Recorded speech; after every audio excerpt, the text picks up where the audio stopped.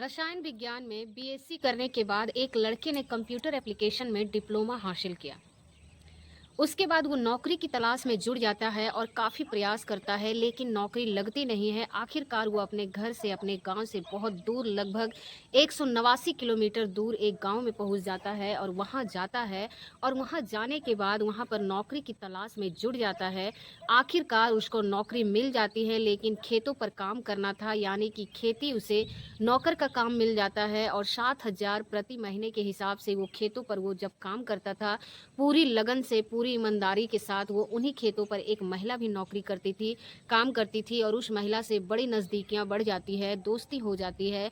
और दोस्ती कुछ इतनी गहरी हो जाती है कि उससे शारीरिक संबंध भी बनाने लगते हैं। और एक दिन वो जब उसके साथ शारीरिक संबंध बना रहा था, तो उससे बातचीत कर रहा था। और बातचीत करते-करते कहता है कि देखो, तुम्हें कितनी हैरानी होगी बेबी, मैं अपनी पत्नी के साथ पिछले 5 साल से नहीं सोया हूँ, और इससे भी बड़ी हैरानी इस बात की है कि उसकी 3 साल की एक बेटी भी है। और जब ये बात उस नौकरानी ने सुनी तो उसको भी बड़ा आश्चर्य हुआ।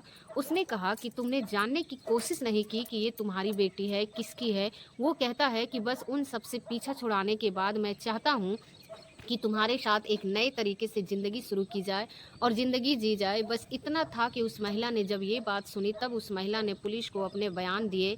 लोगों को यकीन नहीं हो रहा था कि उसके मन में आखिरकार ये सब क्या चल रहा था।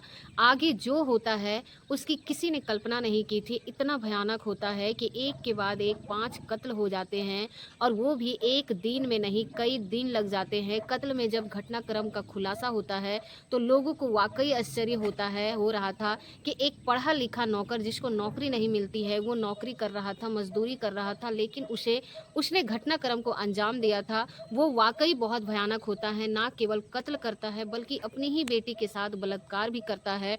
तो आप सबसे पहले आप सभी को मेरी तरफ से नमस्कार, और आप सभी का मेरा यूट्यूब चैनल में बहुत-बहुत स्वागत है। आज की जो सच्ची घटना है, जो मैं आपको सुनाने जा रही हूँ, ये सच्ची घटना है केरल प्रदेश के ज़िला पल्लवगढ़ का एक थाना लगता है पटावी, और पटावी थाना क्षेत्र का ही एक गांव लगता है आमपुर। मैं बात कर रही हूँ 21 जुलाई 2008 की ये बात है। एक महिला जिनका नाम सफीना होता है, सफीना अपने घर से बाहर निकलती है और जब जा रही थी तो अपने ही नौकर के घर पर उसकी नज़र पड़ती है।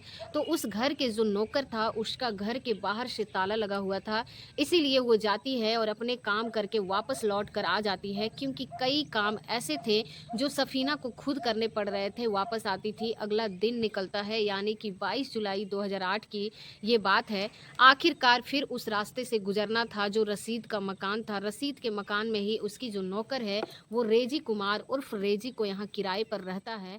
और फिर से दरवाज़ा बंद था और वो चली जाती है।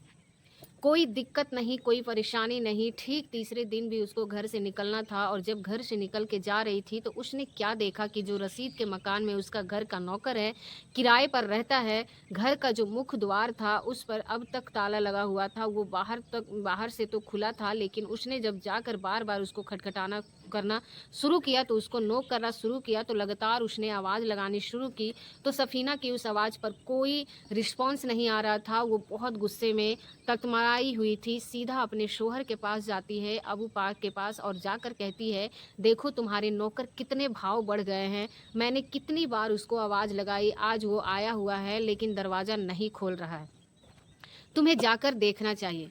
जैसे ही सफीना की बात सुनकर अबू बाकर ने सुनी, अबू बाकर सीधा वो जाता है और उस दरवाजे को लगातार खोलने की कोशिश कर रहा था, आवाज़ लगा रहा था, लेकिन अंदर से किसी तरह की कोई रिस्पॉन्स नहीं आ रहा था। उसे गुस्सा आता है, वो आसपास के लोगों के पास जाता है और जाकर कहता है कि देखो इस नौकर के कितने नखरे बढ़ गए हैं, 2-3 दिन से गायब चल रहा है, अब आया है तो दरवाज़ा नहीं खोल रहा है, कोई बच्चा तक नहीं बोल रहा है। इसके अंदर अब ऐसी करते-करते वो आस-पास के लोग जो थे वो भी इकट्ठे हो जाते हैं, और इकट्ठे होते-होते जब संख्या लगातार बढ़ रही थी, तभी किसी ने पुलिस को फ़ोन कर दिया। पुलिस यानी कि यहाँ की जो पटावी थाना पुलिस है, मौके पर पहुँच जाती है, और मौके पर आने के बाद फिर पूछा जाता है मामला क्या है, तो बताया जाता है कि साहब देखो दरवाज़ा नहीं खोल रहा है, अंदर से सब के सब पूरी फैमिली अंदर ही है। जब तक जब ये बात कही जाती है तो पुलिस ने अपनी देख रेख में और गांव के जिम्मेदार लोगों के साथ मिलकर आखिरकार उस दरवाजे को खुलवाया जाता है। और जब दरवाज़ा खुलता है तो पुलिस ने भी कल्पना नहीं की थी और गांव के लोगों ने भी कल्पना नहीं की थी। दरअसल घर के अंदर दो लाशें मिल जाती है। एक लाश उसकी सबसे बड़ी वाली बेटी की होती है जिसकी उम्र लगभग 12 साल के आसपास, और एक लाश होती है उसकी दूसरी बेटी जिसकी उम्र लगभग 9 साल के आसपास है। दोनों बेटियों की लाशों को देखने के बाद अब नौकर को ढूंढा जाता है, तलाश किया जाता है, तो नौकर घर के अंदर नहीं मिलता है। आखिरकार पुलिस भी परेशान हो जाता है, आसपास के लोगों से भी परेशान हो जाते हैं कि ये व्यक्ति जो कई दिन से अचानक से लापता था, यहाँ था ही नहीं, बाहर से ताला लगा हुआ है। आप ये बाहर से ताला लगा हुआ है तो ये जो है क्या क्या क्या मामला है। पुलिस ने जब इन दोनों बच्चों की लाशों को कब्जे में लिया और कब्जे में लेने के बाद आखिरकार पोस्टमार्टम के लिए भेज दिया गया। जब पोस्टमार्टम के लिए भेजा गया तो इसके लिए बाकायदा एक टीम गठित की जाती है और टीम का काम था ये जानने के लिए कि आखिरकार ये मामला क्या है या फिर क्या नहीं है। तो ये पता चलता है कि जो यहाँ के रहने वाले व्यक्ति है, जो पल्लड़ जो जिला है केरल का है, यहाँ से लगभग 189 किलोमीटर दूर एक कोटग्याम जिला लगता है, उसी का एक जगह लगती है पाली, वहाँ का एक निवासी होता है। एक टीम पाली भेजी जाती है ये पता करने के लिए कि यहाँ पर क्या रेजी कुमार और रेजी आया हुआ है कि नहीं। अब वहाँ पता किया जाता है तो कहते हैं कि यहाँ तो वो नहीं आया है। आखिरकार फिर इस मामले की अखबारों में खबर प्रकाशित होनी शुरू हो जाती है।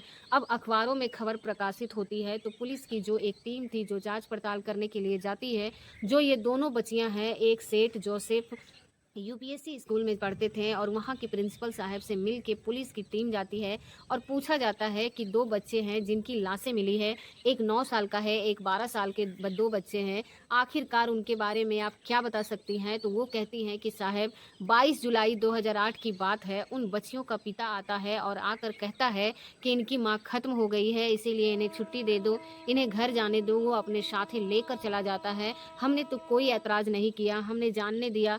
अब पुलिस के लिए प्राइम सस्पेक्ट को ये था तो रेजी कुमार और फ्रेजी होता है जो इस गांव में नौकरी करने के लिए आया था, 7,000 की नौकरी करता था। और अबू बकर के यहाँ पर वो शेफीना ने सबसे पहले उस दरवाजे को देखा तो पहले बंद था, बाद में वो दरवाज़ा बाहर से खुला होता है लेकिन बाद में वो अंदर से बंद था।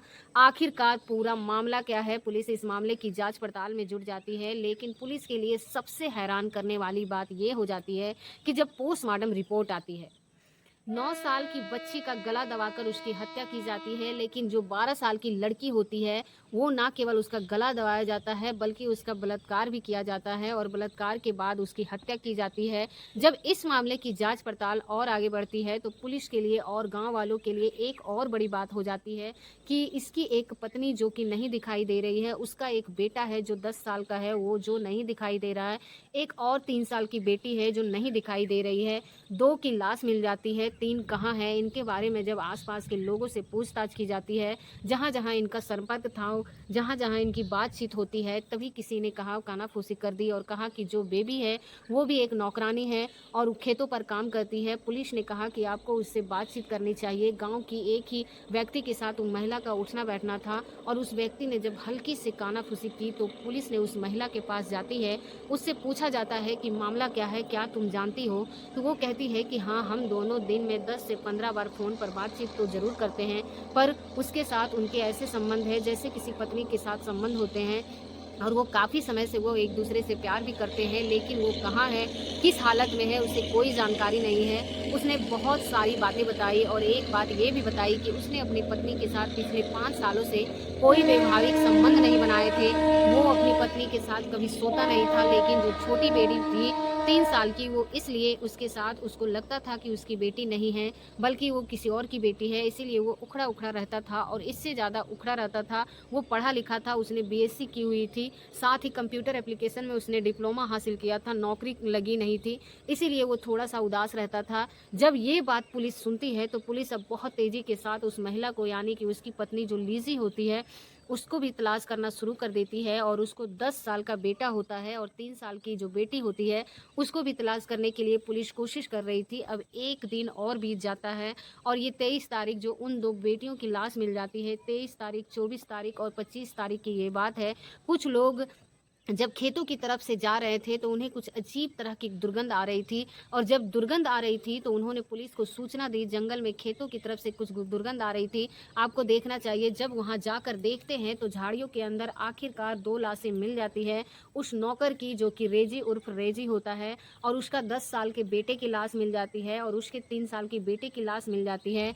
आखिरकार पुलिस ने उन लाशों को कब्जे में लिया और पोस्टमार्टम के लिए भेजा और पोस्टमार्टम की शुरू होता है। साथ ही जो लिसी थी, उसकी बीवी थी, उसको भी तलाश करना शुरू कर देते हैं। तो पता चलता है कि जब खोजी कुत्ते बुलाए जाते हैं तो उन्होंने जब तलाश करना शुरू किया तो जो सेफ्टी टैंक था शौचालय, उस सेफ्टी टैंक के अंदर से अजीब तरह की दुर्गंध आ रही थी। लेकिन उस दुर्गंध की और लोगों को पता नहीं चलती है, लेकिन शायद ही डॉग की वजह से पता चल जाता है। और जब उसके स्लेब हटाए जाते हैं तो एक और लाश मिल जाती है। यानी कि अब तक 4 बच्चों की लाश मिल चुकी थी। पत्नी की लाश जो थी वो सेफ्टी टैंक के अंदर थी। अब इनकी हत्या किसने की, क्यों हुई, किस लिए की, पुलिस के लिए सवाल थे। पुलिस इन सवालों का जवाब जानना चाहती थी। गांव के जितने लोगों से पूछताछ कर सकती थी पुलिस ने, जितने उसके फॉरेंसिक सबूत इकट्ठा करने की कोशिश की और जो भी लैब में जांच के लिए सबूत भेजे गए थे, और वहां से जब रिपोर्ट आती है तो चौंकाने वाली रिपोर्ट आती है। उस रिपोर्ट से ये पता चलता है कि जैसे ये रेजी था वो गायब था। आखिरकार उसे मुखबिर के माध्यम से सूचना मिलती है कि गांधीनगर पुलिस स्टेशन लगता है और पुलिस स्टेशन के पास जो बस स्टैंड है वहाँ रेजी कुमार को देखा गया है, क्योंकि उसको फोटो अखबारों में लगातार छप रहे थे। वो लोकल में लगातार न्यूज़ चैनल चल रही थी, लोकल में लोग लगातार उनके बारे में चर्चाएं कर रहे थे और किसी ने कहा कि वो गांधीनगर पुलिस स्टेशन के पास खड़ा हुआ है। पुलिस ने उसकी घेराबंदी की और घेराबंदी करने के बाद आखिरकार उसको गिरफ्तार कर लिया जाता है और अब उससे कुछ जांच पड़ताल उसकी भी होती है। जो फॉरेंसिक लैब में जो भेजी गई थी जांच पड़ताल, उससे जब मिलान किया जाता है तो पता चलता है कि उसी ने अपनी बेटी का बलात्कार किया। अब उस बलात्कार के बाद में जब उससे पूछा जाता है कि तुमने क्यों हत्या की, कब की, कैसे की, तो वही बात निकल के आती है कि सबसे छोटी वाली बेटी को लेकर उसे शक था होता था, इसीलिए उसे झुकाव था, नौकरानी की तरफ था, अपनी पत्नी की तरफ कम था। अब पुलिस ने जब इससे पूछताछ की तो तुमने कत्ल कैसे किया, क्या नहीं किया, क्या तरीका था, तो उसने बताना शुरू किया। वो बताता है कि 8 जुलाई 2008 की रात लगभग 11:30 बजे के आसपास का वक्त हो रहा था। अपनी पत्नी से शायद वो यही बात पूछने की कोशिश कर रहा था कि ये छोटी वाली बेटी किसकी है। इस बात को देखते हुए कहासुनी शुरू हो जाती है और कहासुनी कुछ इस ज़्यादा बढ़ जाती है कि वो अपनी पत्नी का गला दबाता है और उसकी हत्या कर देता है। और हत्या करने के बाद आखिरकार उस शव को, उस लाश को कहाँ छुपाए, इसीलिए उसने घर के ही अंदर बने हुए शौचालय के अंदर उस लाश को डाल देता है और उसे बिल्कुल पूरी तरह से अच्छे से पैक कर देता है ताकि इसके अंदर से किसी तरह की कोई दुर्गंध ना निकल पाए। उसके बाद फिर एक दिन बीत जाता है। 8 तारीख की घटना को अंजाम देता है। रात के 11:30 बजे के आसपास 9, 10, 11, 12, 13 तारीख आ जाती है और 13 तारीख की सुबह लगभग 4 बजे के आसपास की बात थी। उसने पहले अपनी उस छोटी बेटी को मारा जिससे वो बेइंतहा नफरत करता था, जो 3 साल की थी और उसको लेकर उसे लगता था कि ये उसकी बेटी ही नहीं है। उसका वो कत्ल कर रहा था, उसको मार रहा था। तो बेटा भी अचानक से जाग जाता है। बेटा अब देख रहा था तो पिता का गुस्सा और बढ़ जाता है क्योंकि बात खुल जाएगी, इसलिए उसने उस बेटे को भी मौत के घाट उतार दिया। अब पहले 8 जुलाई को अपनी पत्नी को मारता है, 13 जुलाई को अपने बेटे और अपने छोटी वाली बेटी को मारता है और जो आगे तारीख और बढ़ रही थी तो ये तारीख थी 23 जुलाई 2008 की सुबह लगभग 3 बजे के आसपास। उन बेटियों को एक दिन पहले ही वो सेठ सोफे यूपीएससी स्कूल से लेके आया था। ये कहते हैं कि घर में कैजुअली हो चुकी है और जब अपनी बेटी को लेके आता है तब सुबह के 3 बज रहे थे। उसने अपनी 12 साल की बेटी को उठाया और जैसे ही उसने उठाया तो उसको देखते ही उसकी नीयत खराब हो जाती है। अपनी ही बेटी के साथ वो बलात्कार करता है और बेटी इस बात का विरोध भी नहीं कर पाती है। वो करे भी कैसे, बाप है, वो अच्छा कर रहा है या बुरा कर रहा है उसे कुछ समझ में नहीं आ रहा होगा और उसने अपनी बेटी के साथ बलात्कार के बाद उसकी गला घोंटकर उसकी हत्या कर देता है और उस बेटी की हत्या कर देता है। एक और बेटी जो कि 9 साल की, उसकी भी आंख खुल जाती है।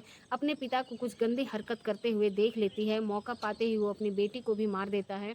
आखिरकार अब तक उसने दर से जो मेन दरवाज़ा था उस पे ताला लगाया हुआ था, लेकिन वो जब इस घटनाक्रम को अंजाम देता है तो अंदर से दरवाज़ा बंद करके और किसी तरह से रास्ते से टाइल्स वगैरह हटा के, बताया जाता है कि जो छान छप्पर थे उसे हटा के वो आराम से वहाँ से निकल जाता है ताकि किसी को खबर ना लग सके और वो वहाँ से दूर चला जाता है। लेकिन पुलिस ने जब पूरी कड़ियों को जोड़ना, सबूत इकट्ठा किए, सबूत इकट्ठा करने के बाद एक एक चीज़ को जोड़ने के बाद जब मामला यहाँ अदालत पहुँचा तो पता चलता है कि साल 2010 वर्ष के आसपास की बात, निचली अदालत से इसे रेजी कुमार उर्फ रेजी को सजाए मौत का हुक्म सुनाया जाता है और कहा जाता है कि इसे तब तक फांसी के फंदे पर लटका कर रखा जाए तब तक इसकी प्राण न निकल जाए।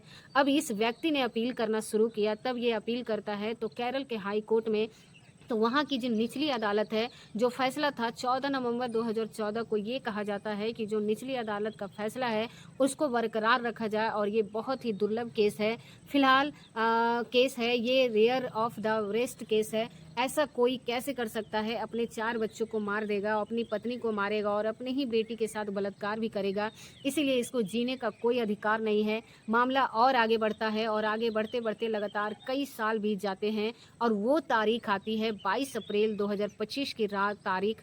आखिरकार पूरे मामले की सुनवाई की जाती है और मामले की सुनवाई करने के बाद जो बचाव पक्ष का वकील होता है वो कहते हैं कि पूर्व में इस व्यक्ति ने कोई अपराध नहीं किया था, इसका कोई आपराधिक इतिहास नहीं है, मनोस्थिति इसकी ठीक नहीं है और आप देख सकते हैं पिछले 16 या 17 सालों में उसने कोई भी ऐसा अपराध नहीं किया है, किसी को नुकसान नहीं पहुंचाया है, उसका आचरण बहुत ही अच्छा है। बाकी सब कैदियों के प्रति अगर उन घटनाओं को छोड़ दिया जाए तो उससे पहले या उसके बाद इसने किसी तरह का कोई अपराध नहीं किया है। ये आदर्श कैदी बनने के लिए लगातार प्रयास कर रहा है, इसीलिए इसकी सज़ा को कुछ माफ़ कर दिया जाए। इससे बहुत बड़ी जीवन अपना सलाखों के पीछे गुजार दिया है। अदालत ने आखिरकार इस बात को सुना और सुनने के बाद इसकी फांसी की सज़ा को उम्र कैद यानी कि आजीवन कारावास में तब्दील कर दिया और कहा कि जब तक इसकी आखिरी सांस है तब तक ये सलाखों के पीछे रहेगा, तब तक इसे बाहर निकलने का कोई अधिकार नहीं है। भले ही चाहे ये आदर्श कैदी बन गया लेकिन सलाखों के पीछे ही इसकी मौत आएगी।